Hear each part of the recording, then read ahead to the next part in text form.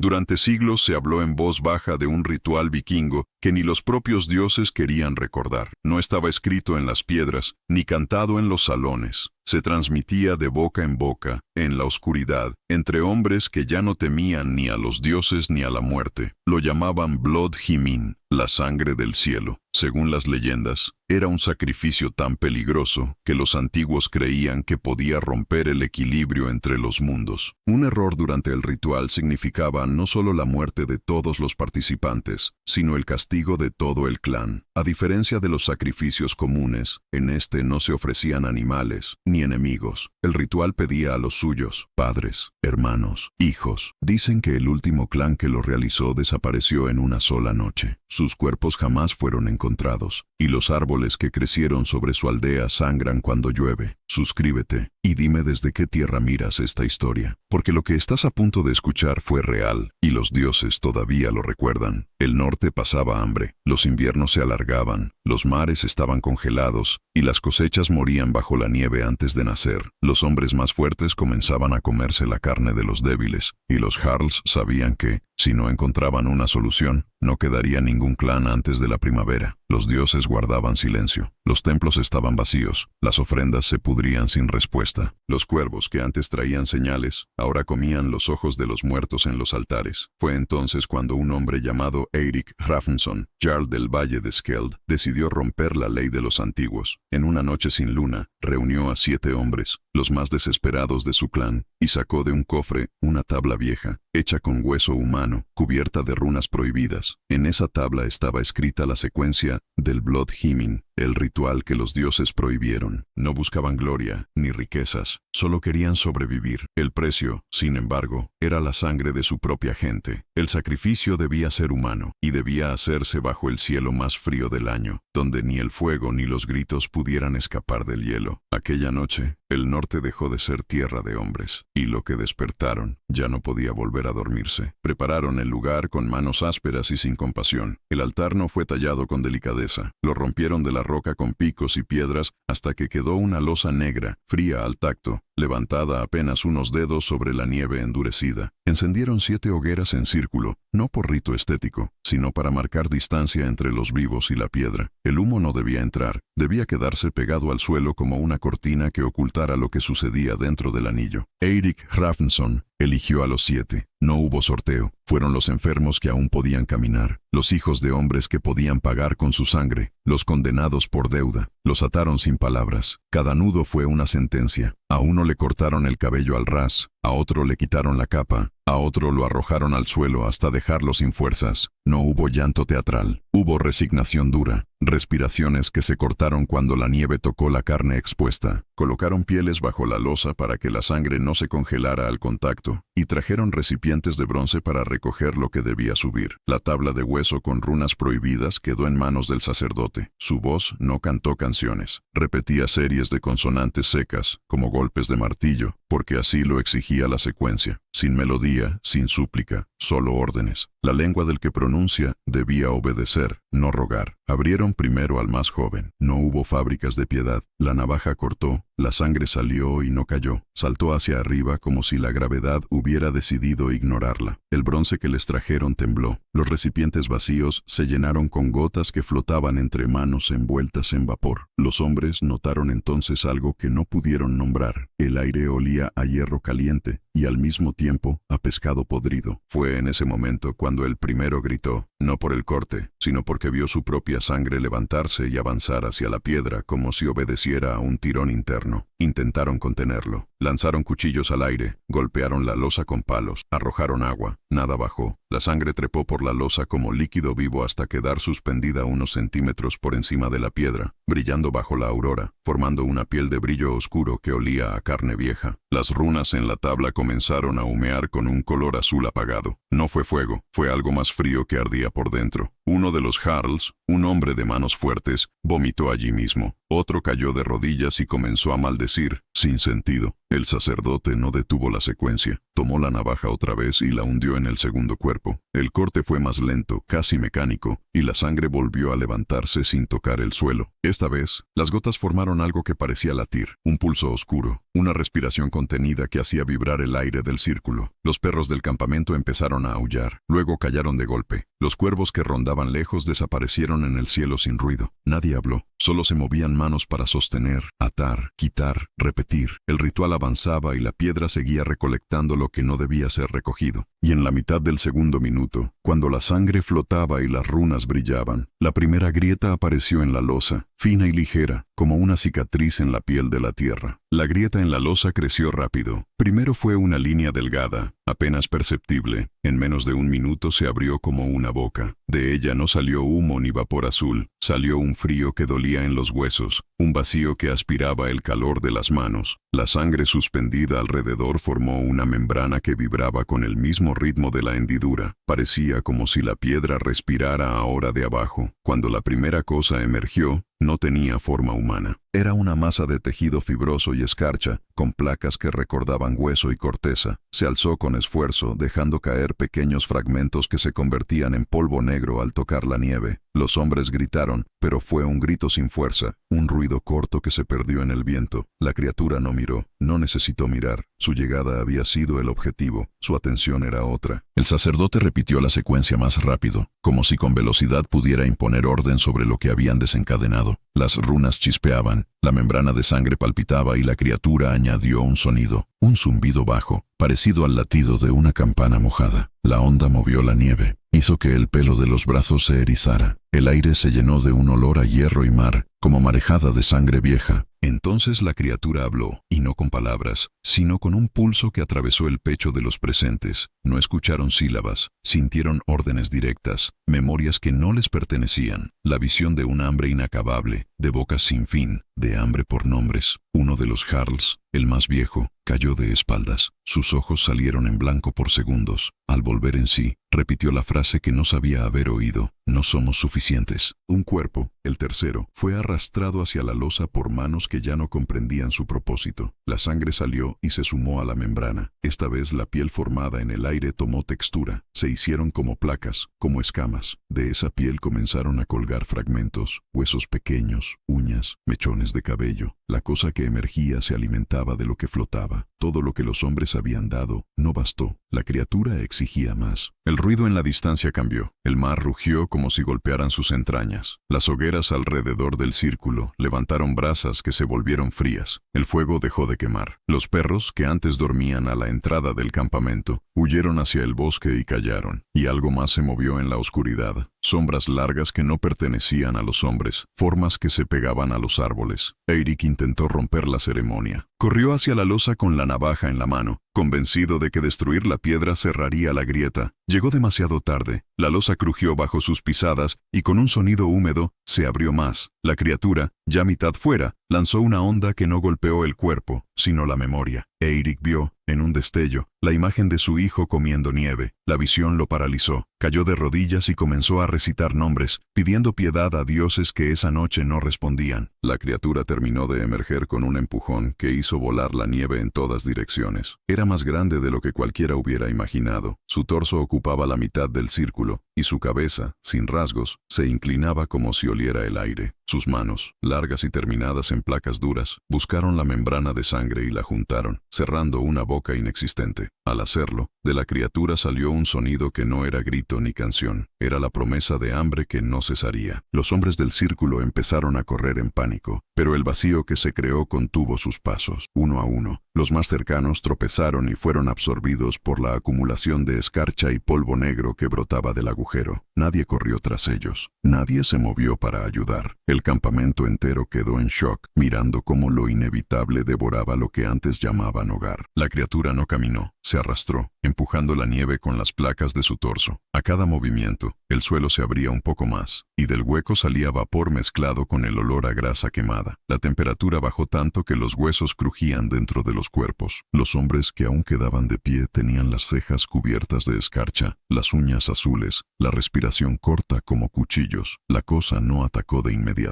Se detuvo frente a la losa, levantó el rostro hacia el cielo oscuro y soltó una exhalación que no era aire. Era polvo, miles de partículas negras que subieron al cielo como una nube viva. Las llamas de las hogueras se apagaron al contacto con el polvo. El círculo se hundió en una oscuridad que no pertenecía a la noche. El sacerdote, único que aún sostenía la tabla de hueso, intentó destruirla. La arrojó al fuego, pero el fuego no reaccionó. La tabla cayó en la nieve intacta. Eirik la recogió con manos temblorosas, la miró y comprendió algo. Las runas habían cambiado, ya no eran las mismas. Las líneas se movían, giraban, dibujaban figuras nuevas, entre ellas una forma de ojo, sin pupila, sin fondo. La criatura giró su cabeza sin ojos hacia él. Eirik no escuchó una voz. Sintió el mensaje en el pecho. Termina lo que empezaste. El Jarl no entendió si era una orden o una burla. Miró a su alrededor. Quedaban 3 hombres vivos. Uno de ellos lloraba con la cara hundida en la nieve. El otro rezaba palabras cristianas sin sentido. Eirik no rezó, solo gritó el nombre de su hijo, como si eso pudiera detener lo que venía. La criatura avanzó. Con cada metro, el aire se deformaba. Los cuerpos de los muertos se levantaban y volvían a caer, como si algo intentara usarlos de nuevo. Cuando la criatura pasó sobre ellos, se deshicieron en un vapor denso que subió hacia su cuerpo. La membrana de sangre, todavía suspendida sobre la losa, fue absorbida lentamente. Entonces el cielo reaccionó. No hubo trueno, ni relámpago, solo una grieta de luz roja que se abrió de este a oeste. De esa grieta cayó una lluvia espesa, no de agua, sino de restos, carne, ceniza, huesos pequeños. Los hombres levantaron la vista y gritaron, pero sus voces se apagaron en la garganta. El sonido fue devorado por el aire. El mar, a varios kilómetros, comenzó a hervir. Se oyeron crujidos, como si el hielo se partiera en 1.000.000 de fragmentos. Desde la costa llegó un rugido profundo. No era viento, era el rugido de un dios. Los ancianos, siglos después, dirían que esa fue la única vez que los dioses del trueno y del mar descendieron juntos, no para salvar, sino para borrar. Eirik cayó de rodillas. El suelo temblaba como si respirara. La criatura alzó los brazos y la grieta del cielo respondió. Un hilo de fuego descendió directo sobre el altar, cubriendo todo con una luz blanca y muda. El calor fue instantáneo, pero no dejó ceniza. Cuando la luz se disipó, el círculo había desaparecido. No quedaba piedra, ni hombres ni hogueras, solo un hueco perfecto, redondo, humeante, donde la nieve se negaba a caer. El mar cayó. El cielo volvió a su negro normal. La aurora no volvió esa noche. El silencio después fue peor que el fuego. No había viento, ni crujido de nieve, ni gritos. Solo un vacío pesado que apretaba los pulmones. La ladera donde antes estaba el círculo se había convertido en una hondonada negra, tan lisa que parecía vidrio. Los árboles alrededor estaban cubiertos de escarcha hasta media altura, congelados en la dirección del hueco, como si hubieran intentado huir. De los 7 hombres que habían participado, solo uno despertó. Un esclavo joven llamado Arvid. Tenía el rostro cubierto de sangre seca, la piel gris y los ojos vacíos. Caminó entre los restos del campamento sin saber qué buscar. Las tiendas estaban caídas, los animales muertos, las herramientas rotas como si las hubiera mordido algo que no necesitaba dientes. Avanzó hasta el borde del cráter. No había olor a quemado, solo el aire espeso y el zumbido de algo profundo, como una respiración muy lenta. Se asomó. No había fondo visible. La oscuridad dentro no era sombra, era materia. Parecía absorber la luz del cielo. Arvid lanzó una piedra. No cayó. Se disolvió en silencio, tragada sin ruido. Entonces oyó una voz, no desde dentro del pozo, sino detrás de su cabeza. Era la voz de Eirik. Su cuerpo no estaba, pero la voz sí. Lo terminamos, pero ellos no se fueron. El esclavo cayó de rodillas y lloró. No entendía lo que había oído, pero sintió algo moviéndose bajo el hielo. Un temblor suave, como si algo enorme se arrastrara bajo la tierra, y el sonido hueco de miles de huesos chocando entre sí. Durante los días siguientes, el valle de Skeld se vació. Los clanes vecinos encontraron a los animales muertos, la nieve teñida de un tono rojizo y el aire con gusto a hierro. Las aves evitaban el lugar. Los hombres que se atrevían a acercarse juraban oír pasos bajo sus pies, pasos lentos, pesados, que subían y bajaban como si algo respirara en el suelo. Con el paso de los meses, el hueco se llenó de agua. El lago que se formó fue llamado Himinbrjot, el que rompe el cielo. Nunca se congelaba, ni siquiera en los inviernos más duros. Ningún pez vivía en él, y las ramas que caían flotaban unos segundos antes de hundirse sin dejar burbujas. Cada generación, los hijos del norte contaban la historia. Algunos decían que fue castigo, otros que fue advertencia, pero todos coincidían en una cosa: el ritual funcionó. Después de aquella noche, el hambre terminó. Las cosechas volvieron, las presas regresaron, y el mar se abrió otra vez. El precio, sin embargo, nunca se borró. Los clanes de Skeld desaparecieron de los registros. Ninguna piedra marcó sus tumbas. Solo quedó el lago y el frío, y en las noches sin luna, un reflejo que no corresponde con el cielo, un resplandor rojo que aparece bajo el agua, como si alguien encendiera una antorcha muy lejos, en lo profundo. Los ancianos del norte lo llaman aún la respiración del Dios sin rostro. Dicen que no duerme, que espera, y que cada siglo exacto, cuando el cielo se tiñe de rojo por 3 noches seguidas, un hombre escucha su nombre en sueños y camina hacia el lago. Nadie lo ve volver.